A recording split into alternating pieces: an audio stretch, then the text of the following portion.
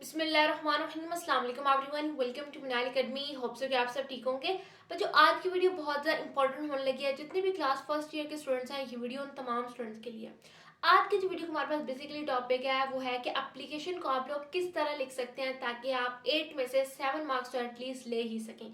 इसका पैटर्न क्या होता है, इसको लिखा किस तरह जाता है और कौन कौन सी इंपॉर्टेंट टॉपिक हैं जो आपके एग्जाम के पॉइंट ऑफ व्यू से इंपॉर्टेंट है।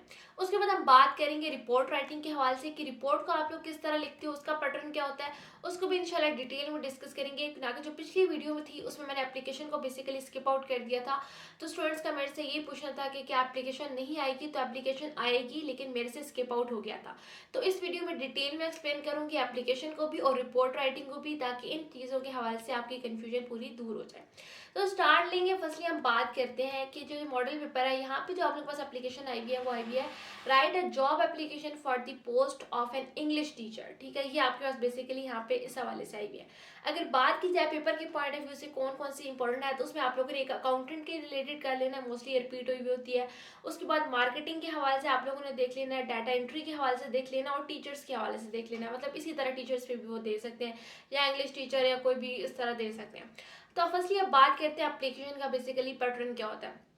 देखो, एप्लीकेशन के पैटर्न के हवाले से बात करूँ तो फर्स्टली आपके पास एग्जामिनेशन हॉल आएगा और उसके बाद कॉमा आएगा, सिटी ABC कॉमा, डेट जो भी है वो आप लोगों ने डाल देनी है, द प्रिंसिपल कॉमा, उसके बाद ABC कॉलेज कॉमा, सिटी, उसके बाद x.y.z। ठीक है, ये आपके पास बेसिकली पैटर्न आ जाता है। उसके बाद जो सब्जेक्ट है, ठीक है, वो आप लोगों ने लिखना है। सब्जेक्ट आपके पास क्या था, application for the post of the teacher. तो बेसिकली ये जो आपके पास फर्स्टली जो पैटर्न होता है ना एप्लीकेशन का, इसके टोटल 4 मार्क्स होता है।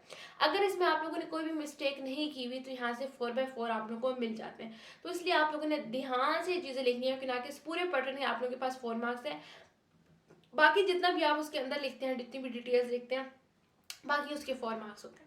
तो आपने स्टार्ट लेना होता है डियर सर मैडम। फर्स्टली आप लोगों ने क्या करना होता है, उस हवाले से थोड़ा इंट्रोडक्शन देना होता है। ये नहीं पहले से ऐसे छोड़ना शुरू हो जाओ, ऐसे आप लोगों ने नहीं करना। फर्स्टली आपने थोड़ा बताना है कि मैं किस पर्पज़ के लिए लिख रहा हूँ। ठीक है, उसके बाद आप लोगों ने अपनी डिग्रीज वगैरह के हवाले से बताना है कि मैंने ये किया हुआ, वो किया हुआ है, और हमारे पास टीचिंग सर्टिफिकेट है। ठीक है, दैट्स ठीक है, B.Ed का है या आप लोगों के पास BS है। इस तरह आप लोगों ने डिटेल में उसको एक्सप्लेन करना है। बेसिकली आपने टीचिंग के लिए लिखना है, तो टीचिंग के हवाले से ही आप लोगों ने बताना होता है कि मेरे पास कौन कौन सी डिग्री है और मेरे पास कौन कौन सी सर्टिफिकेट है, मेरा टीचिंग एक्सपीरियंस क्या है। ठीक है, ये फर्दर चीज़ें आप लोगों ने डालनी होती हैं। ठीक है, उसके बाद लास्ट में आप लोगों ने डाल देना thank you for considering my application. उसके बाद यूर ट्रूली कॉमा x.y.z।